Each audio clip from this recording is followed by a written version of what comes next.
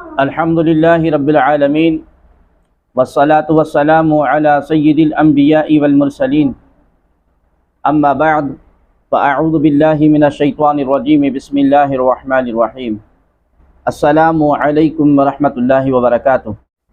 ناظرین و سامعین عظیم محتشم، آج ہماری گفتگو کا موضوع اور عنوان ہے کلمہ طیبہ کا معنی اور مفہوم۔ ناظرین محترم، اسلام کا دار و مدار کلمہ طیبہ پر ہے۔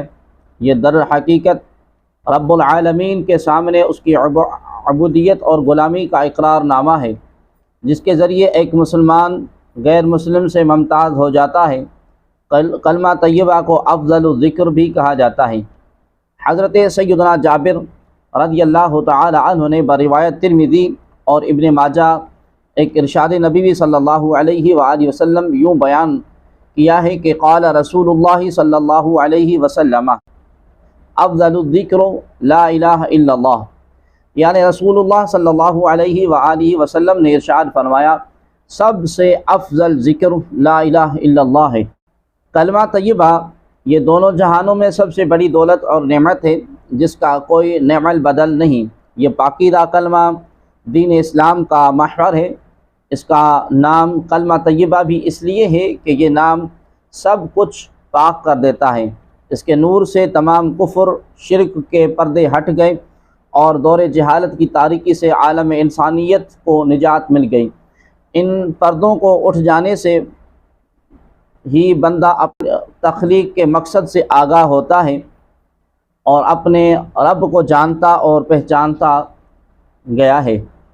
ایک مسلمان کے لیے ایمان کے حصول کی بنیاد کلمہ طیبہ لا الہ الا اللہ محمد رسول اللہ ہے، کیونکہ اسی کلمے کی برکت اور فضیلت سے اس کے آلودہ نفس کا تزکیہ ہوتا ہے، نفس کے حجاب زائل ہوتے ہیں اور انوار الہی سے اس کا قلب منور ہو جاتا ہے۔ عرفان ذات کا حصول بھی کلمہ طیبہ کی حقیقت تک پہنچنے یعنی تصدیق قلب سے ممکن ہے۔ لا الہ الا اللہ محمد رسول اللہ، نہیں ہے کوئی معبود اللہ کے سوا، حضرت محمد صلی اللہ علیہ وآلہ وسلم اللہ کے رسول ہیں۔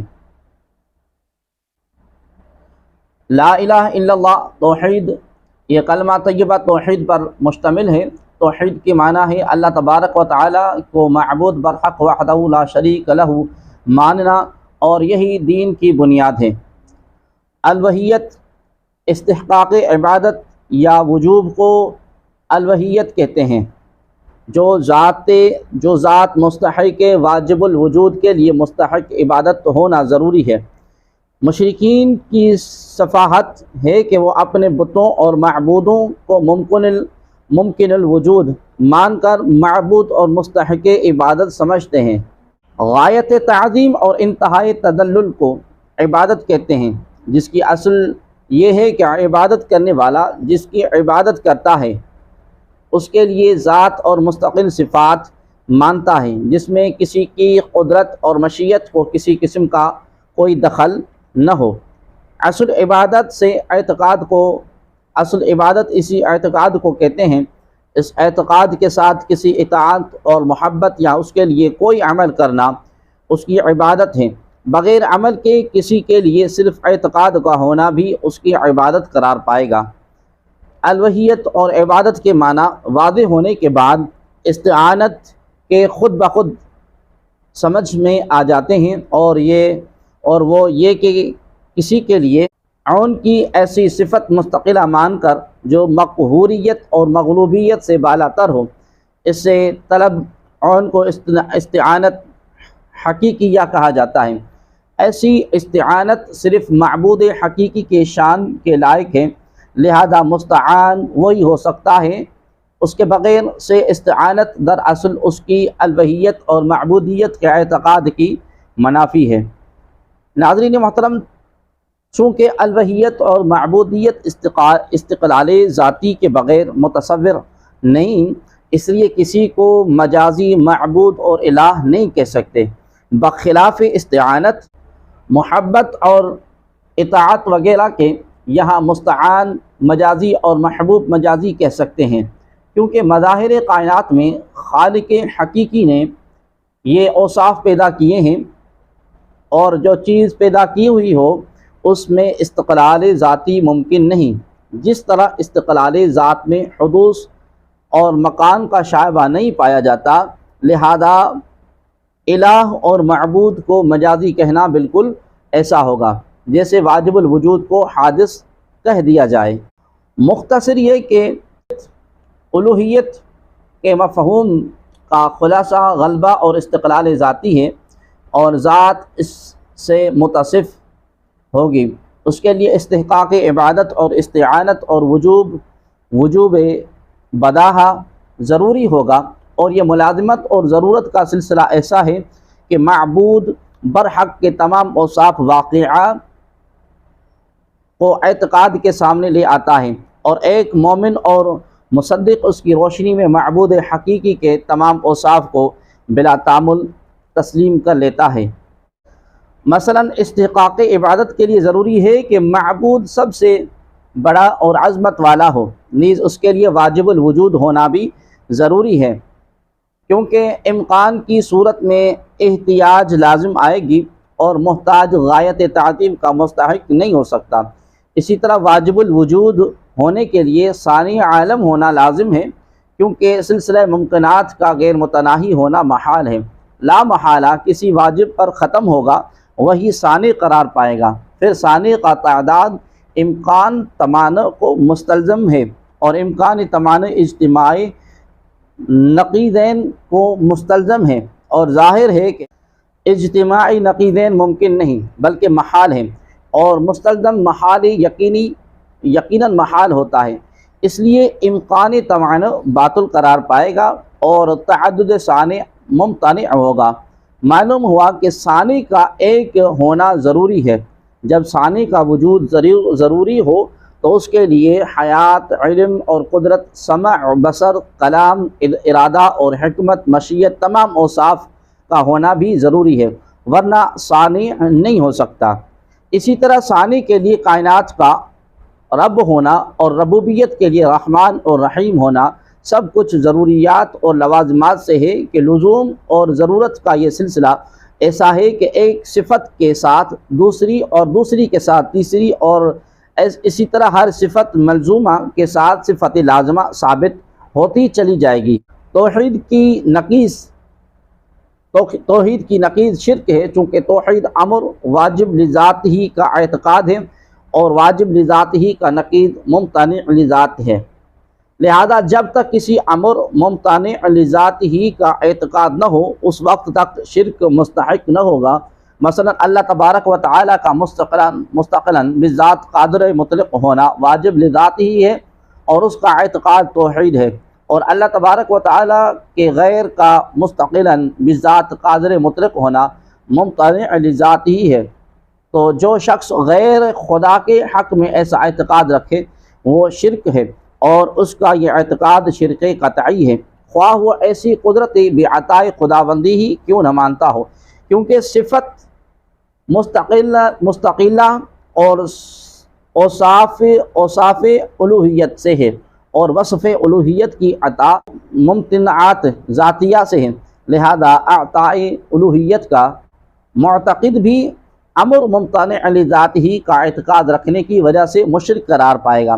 لیکن اگر کسی غیر خدا کے حق میں کوئی شخص یہ اعتقاد رکھے کہ اللہ تبارک و تعالی نے اسے تمام ممکنات پر غیر مستقل قدرت عطا کر دی ہے تو یہ اعتقاد شرک نہ ہوگا، کیونکہ غیر مستقل قدرت عطا کرنا تحت قدرت ہے، اور جو چیز تحت قدرت ہو ممکن بذات ہے، اور کسی ممکن بذات کا ممتنع لذات ہی ہونا محال ہے، اور جب تک کسی امر ممتنع لذات ہی کا اعتقاد نہ ہو مشرک نہیں ہو سکتا۔ لہذا تمام ممکنات پر اللہ تبارک و تعالیٰ کا اپنے کسی محبوب کو غیر مستقل قدرت عطا کرنے کا اعتقاد ہرگز شرک نہ ہوگا۔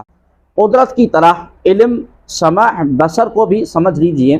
اگر کوئی شخص یہ اعتقاد رکھتا ہے کہ اللہ تبارک و تعالیٰ نے اپنے کسی محبوب کو تمام مخلوقات کا غیر مستقل یعنی ممکن اور حادث علم عطا کر دیا ہے، یا دور و نزدیک کے ہر شے اور ہر آواز کے سننے دیکھنے کی غیر مستقل صفت کا عطا کرنا تحت قدرت ہونے کی وجہ سے ممکن ہے، اور امر ممکن کا اعتقاد شرک نہیں ہو سکتا۔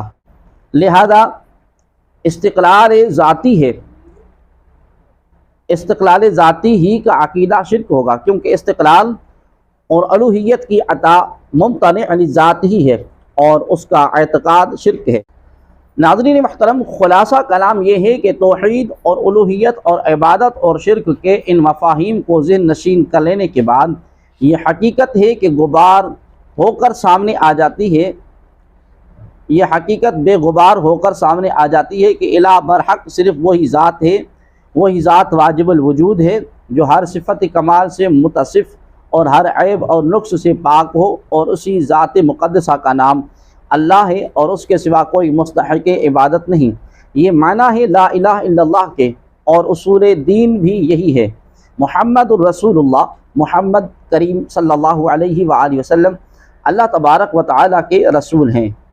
لفظ محمد کا مادہ حمد ہے، اور التحمید مصدر سے اسم مفعول کا صیغہ ہے جس میں مبالغہ کے معنی پائے جاتے ہیں۔ اللہ تبارک و تعالیٰ کے آخری رسول خاتم النبیین صلی اللہ علیہ وآلہ وسلم کا نام مبارک اور اسماء مبارکہ میں سے اسم ذات ہے۔ اس کے معنی ہیں کہ بہت زیادہ بار بار حمد کیا ہوا، بے شمار تعریف کیا ہوا، مطلقاً سراہا ہوا۔ مواہب لدنیہ میں امام قسطلانی رحمۃ اللہ تعالیٰ نے ایک حدیث کا مضمون رقم فرمایا ہے، جس کا خلاصہ یہ ہے کہ آسمانوں میں حضور کریم صلی اللہ علیہ وآلہ وسلم کا مشہور نام مبارک احمد ہے، اور زمین میں محمد صلی اللہ علیہ وآلہ وسلم ہے۔ لفظ احمد کا مادہ ہے حمد، لفظ احمد کا مادہ بھی حمد ہے۔ احمد مصدر سے اسم تفضیل کا صیغہ ہے جس کے معنی ہے بہت زیادہ حمد کرنے والا۔ حمد کرنے والا ضرور قابل تعریف ہوتا ہے، اور جو قابل تعریف ہو وہ یقیناً مستحق حمد کی تعریف کرتا ہے۔ لہذا حمد ہونے کے لیے محمد ہونا ضروری ہے، اور محمد ہونے کے لیے احمد ہونا لازمی ہے۔ یہی وجہ ہے کہ بعض علماء نے احمد اور محمد دونوں کو حضور عالم صلی اللہ علیہ وآلہ وسلم کی اسماء ذاتیہ سے شمار کیا ہے، اور بعض نے دونوں کو ہم معنی بھی قرار دیا ہے۔ قرآن کریم میں حضرت سیدنا عیسیٰ علیہ السلام کی ایک بشارت ان الفاظ میں مذکور ہے، وَمُبَشِّرًا بِرَسُولٍ يَأْتِي مِن بَعْدِهِ اسْمُهُ احمد، میں بشارت دیتا ہوا آیا ہوں اس رسول کی جو میرے بعد آئے گا جس کا نام احمد ہے۔ ناظرین محترم، اسی مقام پر ایک شبہ وارد ہو سکتا ہے، اور یہ کہ قرآن مجید میں 4 جگہ حضور عالم صلی اللہ علیہ وآلہ وسلم کا نام مبارک محمد آیا ہے۔ اسی طرح اذان، نماز، کلمہ اور درود سب میں حضور علیہ السلام کا نام مبارک محمد ہے۔ تو ایسی صورت میں حضرت عیسیٰ علیہ السلام نے اسمہ احمد کے بجائے اسمہ محمد کیوں نہیں فرمایا؟ لفظ احمد کے ساتھ بشارت میں یہ خدشہ لاحق ہو سکتا ہے کہ حضرت عیسیٰ علیہ السلام نے احمد کے آنے کی بشارت دی ہے اور حضور محمد ہیں، لہذا ممکن ہے کہ حضرت عیسیٰ علیہ السلام کی پیشن گوئی کا مصداق کوئی اور ہو جس کا نام احمد ہو۔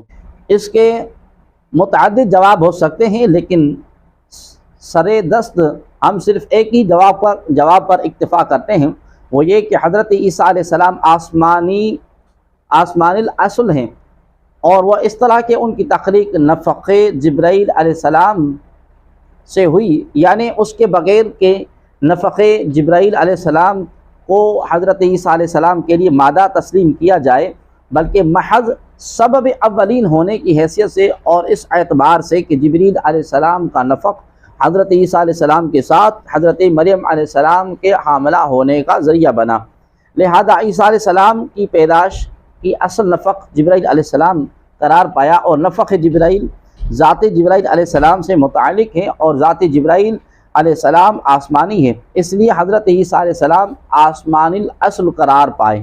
اور ہم پہلے عرض کر چکے ہیں کہ حضور عالم صلی اللہ علیہ وآلہ وسلم کا نام مبارک احمد آسمانی ہے، لہذا عیسیٰ علیہ السلام نے اسی نام پاک کے ساتھ بشارت دی تاکہ اس بشارت سے خود حضرت عیسیٰ علیہ السلام کے آسمان الاصل ہونے پر روشنی پڑ جائے، کیونکہ بہترین کلام وہی ہوتا ہے جس سے متکلم کی حیثیت نمایاں ہو جائے۔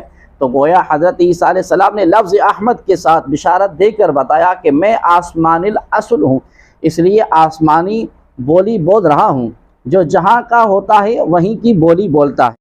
اب لفظ محمد کی طرف آئیے اور کلمہ طیبہ میں اس کے وارد ہونے پر غور کیجیے۔ کلمہ طیبہ دراصل دین متین کی بنیاد ہے۔ اسے پیش نظر رکھنے سے معلوم ہوگا کہ یہاں لفظ محمد صلی اللہ علیہ وآلہ وسلم کی حیثیت کس قدر عظیم اور جلیل ہے۔ اس جمال کی تفصیل یہ ہے کہ یہ کلمہ طیبہ کا جزو اول جو توحید اور اللہ تبارک و تعالیٰ کی الوہیت اور معبودیت کے مضمون پر مشتمل ہے، بمنزل ہی دعویٰ کے ہے، جسے تسلیم کرنے کے لیے ہر انسان دلیل کا محتاج تھا، اور وہ دلیل کلمہ طیبہ کا جزو ثانی محمد رسول اللہ صلی اللہ علیہ وآلہ وسلم ہے۔ پہلے ہم نے عرض کیا ہے کہ محمد صلی اللہ علیہ وسلم کے معنی ہے بہت زیادہ تعریف کیا ہوا، اور تعریف ہمیشہ خوبی اور حسن اور جمال کی ہوتی ہے، عیب کی تعریف نہیں ہوتی بلکہ اس کی مذمت کی جاتی ہے۔ معلوم ہوا کہ جس ذات پاک کو محمد کہا گیا وہ عیب اور نقص اور برائی اور ذم سے پاک ہے، اور مجسمہ حسن و جمال ہے، اور یہ اس لیے کہ وہ دلیل ہے دعویٰ توحید کی، اور توحید کا دعویٰ بالکل بے عیب ہے، اس لیے اس کے دلیل بھی بے عیب ہونی چاہیے۔ اسی بے عیب دلیل کا نام محمد الرسول اللہ صلی اللہ علیہ وآلہ وسلم ہے۔ انشاءاللہ مزید گفتگو حصہ نمبر 2 میں ہم عرض کریں گے۔